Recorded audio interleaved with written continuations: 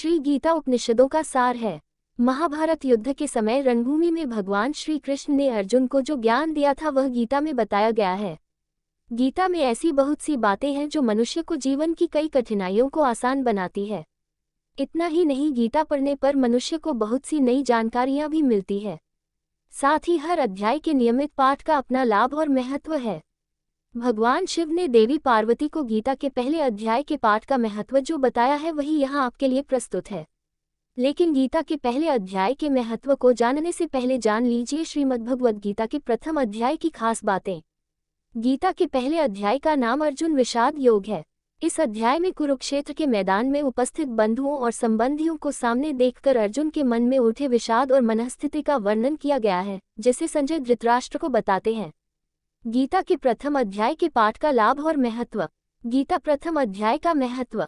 एक समय पार्वती जी ने पूछा है, महादेव जी, किस ज्ञान के बल पर संसार के सब लोग आपको शिव कहकर पूछते हैं?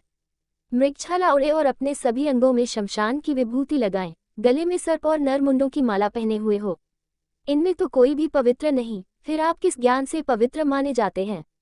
तब महादेव ने उत्तर दिया कि हे प्रिय सुनो, मैं गीता ज्ञान को अपने हृदय में धारण करने से पवित्र माना जाता हूँ।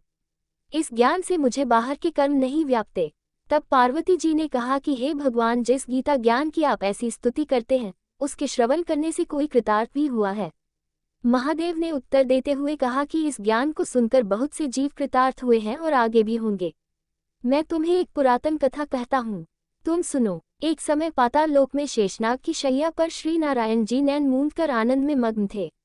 उस वक्त भगवान के चरण दबाते हुए लक्ष्मी जी ने पूछा, हे प्रभु, निद्रा और आलस्य तो उन पुरुषों को व्यापता है जो जीव तामसी होते हैं, फिर आप तो तीनों गुणों से अतीत हो। आप तो वासुदेव हो, आप जो नेत्र मूंद रहे हो, इससे मुझके बड़ा आश्चर्य है। नारायण जी ने उत्तर देते हुए कहा, हे लक्ष्मी, मुझको निद्रा आलस्य नहीं व्यापता। एक शब्द रूप जो भगवद गीता है उसमें जो ज्ञान है उसके आकार रूप है। ये गीता शब्द रूप अवतार है। इस गीता में यह अंग है, 5 अध्याय मेरे मुख है, 10 अध्याय मेरी भुजा है, 16वां अध्याय मेरा हृदय और मन और मेरा उदर है, 17वां अध्याय मेरी जंघा है, 18वां अध्याय मेरे चरण है। गीता श्लोक ही मेरी नाड़ियां हैं और जो गीता के अक्षर है वो मेरा रोम है। ऐसा मेरा शब्द रूपी जो गीता ज्ञान है उसी के अर्थ में हृदय में विचार करता हूँ और बहुत आनंद प्राप्त होते हूँ। लक्ष्मी जी बोली, हे श्री नारायण जी, जब श्री गीता जी का इतना ज्ञान है तो उसको सुनकर कोई जीव कृतार्थ भी हुआ है? सो मुझसे कहो। तब श्री नारायण ने कहा, हे लक्ष्मी, गीता ज्ञान को सुनकर बहुत से जीव कृतार्थ हुए हैं, सो तुम श्रवण करो। एक व्यक्ति था जो चांडालों के कर्म करता था और तेल नमक का व्यापार करता था। उसने एक बकरी पाली। एक दिन वह बकरी चराने के लिए वन में गया और वृक्ष से पत्ते तोड़ने लगा। वहां उसे एक सांप से डंस लिया, जिससे वह तुरंत मर गया। मरने के बाद उसने बहुत से नरक भोगे और फिर उसका जन्म बैल के रूप में हुआ। उस बैल को एक भिक्षुक ने मोल लिया।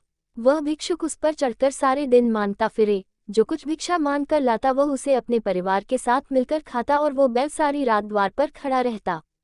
उसके खाने पीने का भी कोई ख्याल नहीं करता था और सुबह होते ही बैल पर चढ़कर फिर मांगने निकल जाता। जब बहुत दिन हो गए तो वह बैल भूख से गिर गया, लेकिन उसके प्राण नहीं निकले।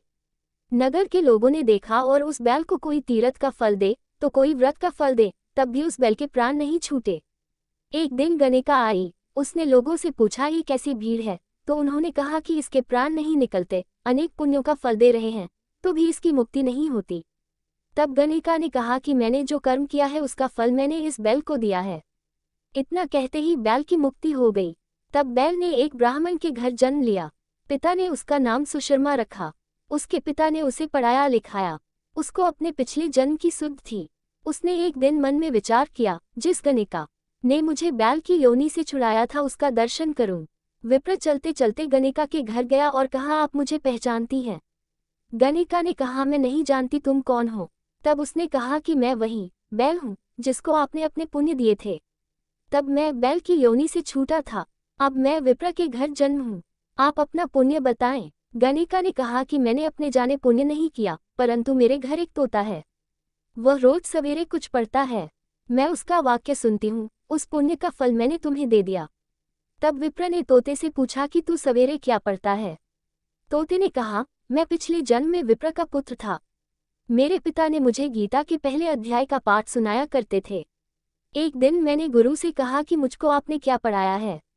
तब गुरुजी ने मुझे शाप दिया कि तू तोता बन जा। इसके बाद से मैं तोता बन गया। एक दिन बहेलिया मुझे पकड़ ले आया और एक विप्र ने मुझे मोल ले लिया। वह विप्र भी अपने पुत्र को गीता का पाठ सिखाता था। तब मैंने भी ये पाठ सीख लिया। उसी दिन विप्र के घर में चोर घुस गए। उन्हें धन तो प्राप्त नहीं हुआ, लेकिन वह मेरा पिंजरा उठा ले आए। उनकी यह गणिका मित्र थी। वह मुझे उसके पास ले आए। सो मैं नित्य प्रातः गीताजी के पहले अध्याय का पाठ करत हूँ, जिसे ये गणिका सुनती है, पर इस गणिका को समझ में नहीं आती। जो मैं पढ़ता हूँ वही इस गणिका ने तेरे निमित्त दिया था। वह श्री गीताजी के पहले अध्याय का फल था। तब विप्र ने कहा कि हे तोते, तू भी विप्र है, मेरे आशीर्वाद से तेरा कल्याण हो। सो हे लक्ष्मी। विप्र के इतना कहते ही वह तोता भी मुक्ति को प्राप्त हो गया। तब गणिका ने बुरे कर्म छोड़ भले कर्म ग्रहण किए और नित्य स्नान करके श्री गीताजी के प्रथम अध्याय का पाठ करना शुरू कर दिया, जिससे उसकी भी मुक्ति हो गई।